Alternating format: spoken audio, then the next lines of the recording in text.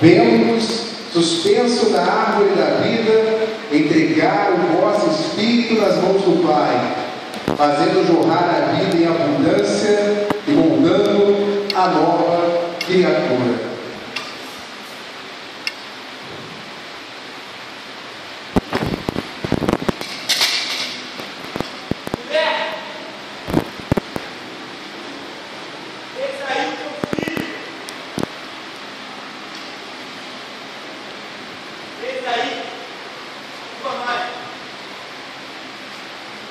Não foi só a João que Jesus concedeu uma mãe, foi a todos nós.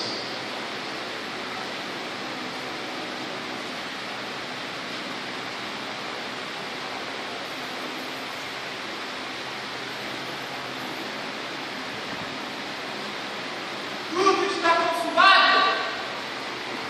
Naquele momento, toda a nossa existência ganhava sentido.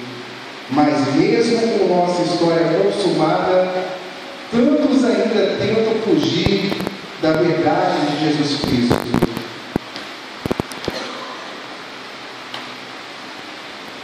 Pai, perdoai-os, pois não sabem o que fazem. Mesmo em meio a uma dor como aquela, Jesus foi capaz de perdoar. Será que faríamos o mesmo?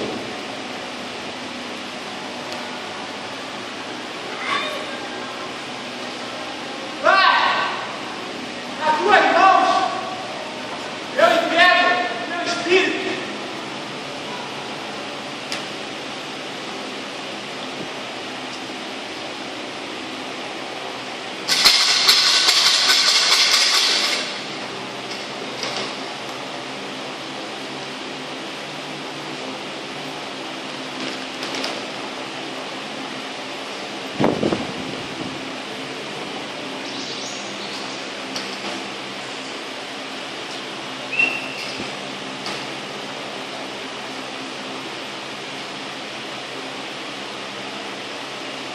Meu